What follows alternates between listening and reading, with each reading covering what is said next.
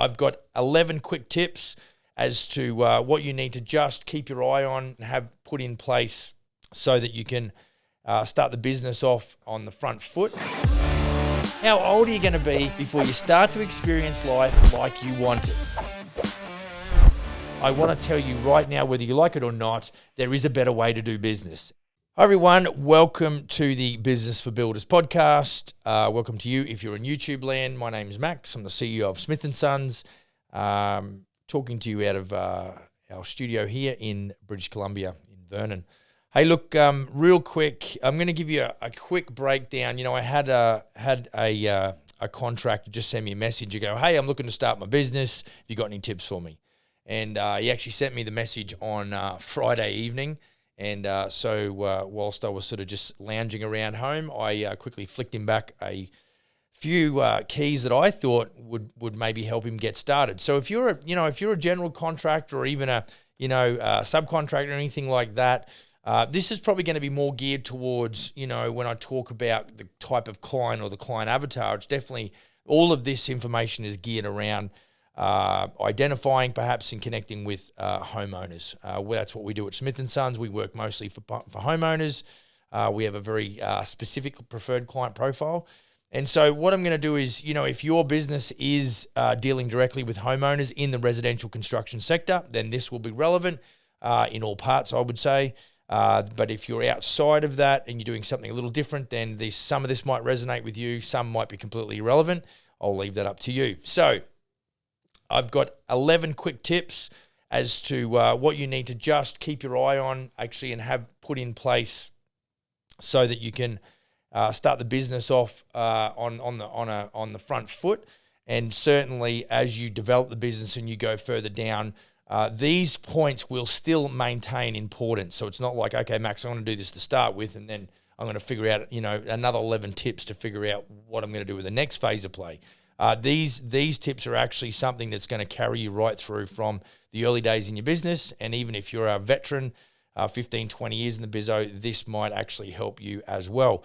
Okay, so number one, define your preferred client profile. I just talked about that, and there's a reason for that because I can't market everything to everybody. I can't do everything for everybody. So I've got to come up with where I want to and where I want to sell to and who I want to sell to and what does that client avatar look like. So for us, usually it's between the ages of, say, 45 and 75. And they're obviously homeowners. And what we're specifically going after is renovation projects. Now, the renovation is very customized. Every time we do one, it's different to the last one. So the other thing that we kind of bring in beside that is custom homes. So homeowners that come and say, I've got a lot and I want to build this as my final home. This is my forever home. And so we believe that the amount of individual or specific type of information that client is looking for and the service that they are looking for is we can cover that, whether it's a renovation, a remodel, or whether it's a custom home. So you need to, and that really, point number one is define your preferred client profile. You need to figure out who you're talking to. And it's just, again, so that your messaging on social media or digital, anywhere that you're doing that marketing, it applies to that preferred or that type of client that you want to actually service. The next thing, as I just alluded to, was define your niche. So number two, define your niche. Like I just said, I've got a specific sales process that relates to clients or homeowners that want to do renovations. It also applies to custom homes. So we're not about having, 30 or 40 plans hanging on the wall, pick one. No, this is very much, we will work with our clients, talk to engineers, architects, geotechs, permitting with the local city and things like that. So, we we're a one-stop shop. We're a design and build company. So, you got to define your niche as well. If you're into commercial, do commercial. Don't this garbage about, well, I can do everything. You might be able to do everything, but unfortunately you are going to flounder as it relates to your profitability. You really need to nail down what is your niche and, do a deep dive and perfect that whole process. Okay, you need to, number three, you need to confirm your fixed expenses. Now, you might say to me, well, I don't know what they are. And, I think what's important is you've got to come up with a budget. You've got to go, right, this is what, maybe you've got an office, maybe you haven't, this is what my insurance costs are. These are what my average gas costs are. These are what my communication costs like cell phones and internet, etc. You got to work out what your fixed expenses are, because that's going to help you work out your break even. Now, if you don't know where your break even point is, how do you know if you're charging the right amount of money or not? And so I think too many guys in the beginning do not nail down their fixed expenses. It's quite easy to do if you're a one-man band and you're just starting out. And what you'll find is as your business grows, if you're not careful, your fixed expenses, you'll become top-heavy in the business, and that will pull the best businesses down. So you need to understand, set a budget, and then look at that profit and loss every month, and look at ways that where you can maybe trim some costs, or look at ways that you can, increase or improve the performance, especially if you've got staff that are helping you run the business. So that was number 3. Number 4, set your rates accordingly to ensure that you're charging appropriately. Your knowledge and experience is worth something. So guys, the amount of guys that I talk to, and I ask them the question, do you get paid before you go to construction? And, there's all kinds of things where the things that we do prior to construction where we actually get paid. We call that a quantity takeoff service. But you've got to really know, if you know what your fixed expenses are, you've got a budget set, you're basically going to know what you need to make from each project, because, each project differs in its complications. So some of the stuff that we do is very simplistic. Other stuff is very complicated. Some projects are 3 weeks. Other projects are 9 months.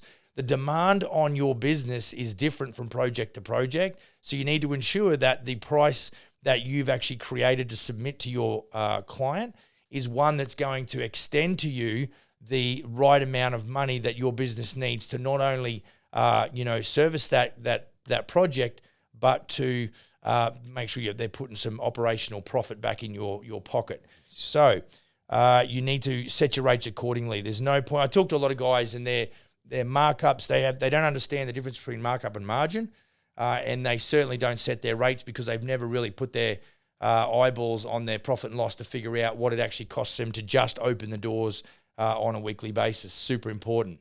The next thing that blows me away, number 5, is you need to use an appropriate software.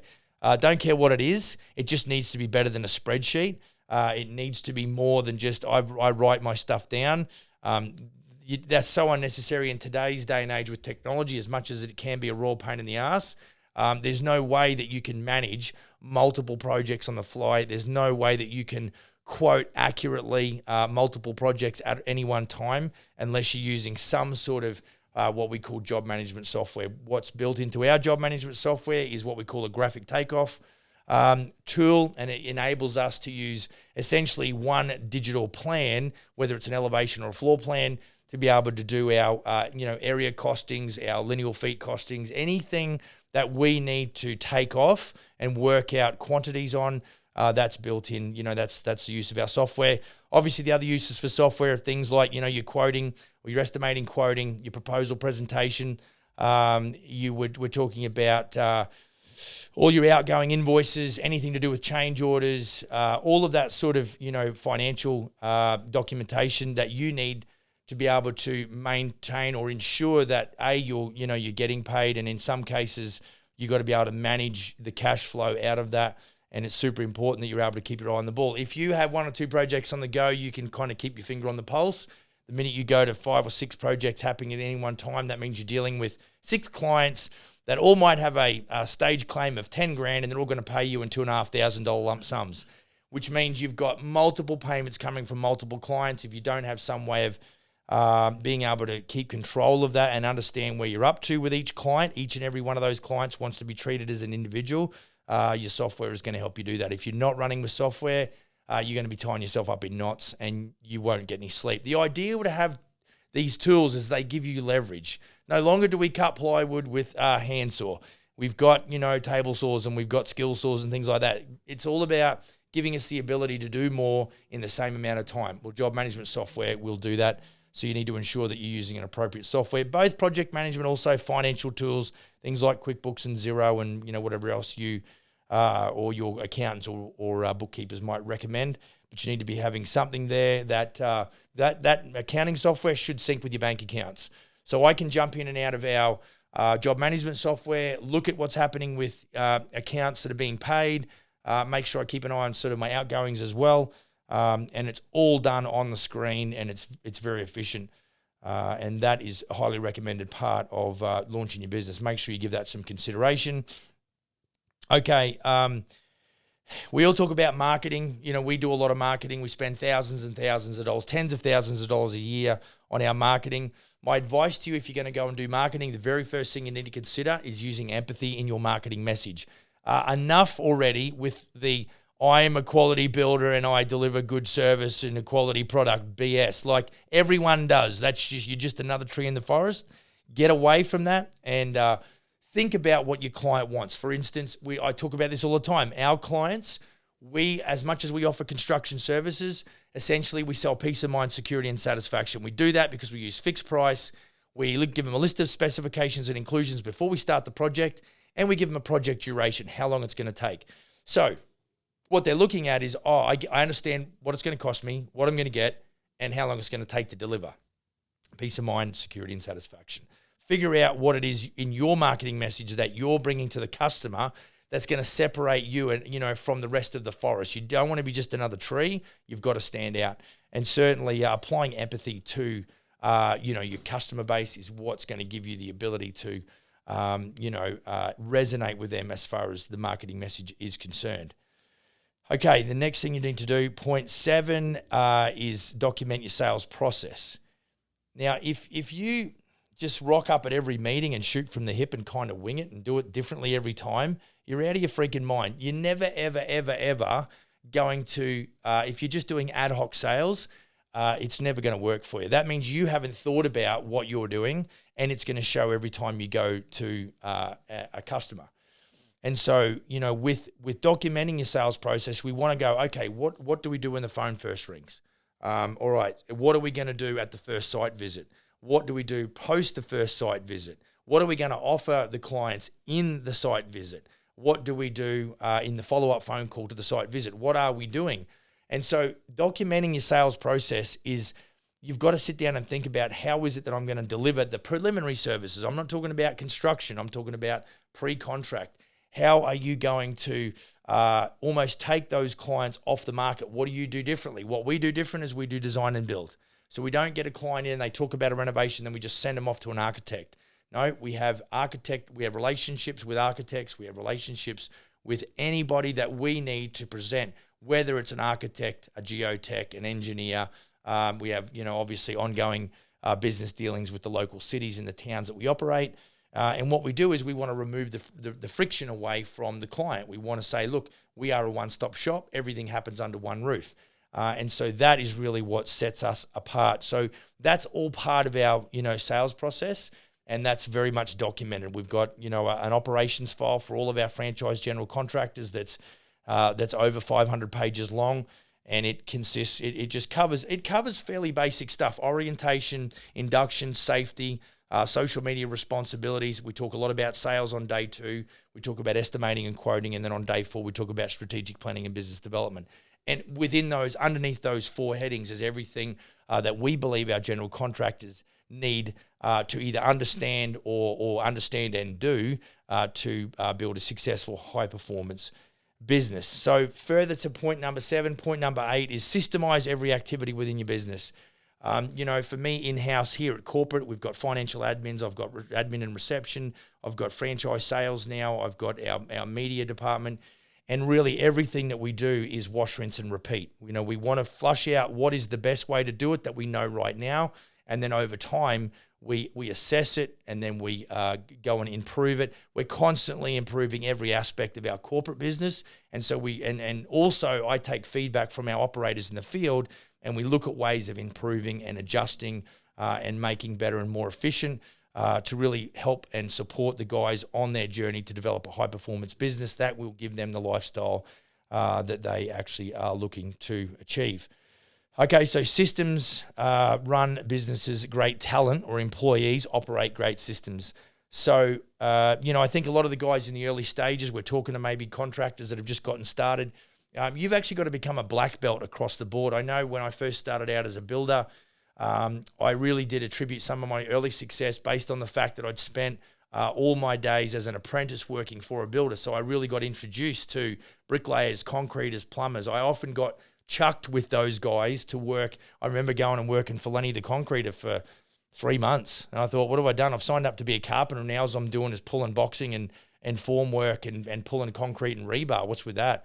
But certainly, that, and then I spent a couple of weeks working with bricklayers and a lot of time learning some of the plumbing side of things, specifically, roof flashings and things like that. So there's a lot of exposure. So when I come to be a builder, I knew a lot about a lot of the different trades, and it really did help me a lot in my estimate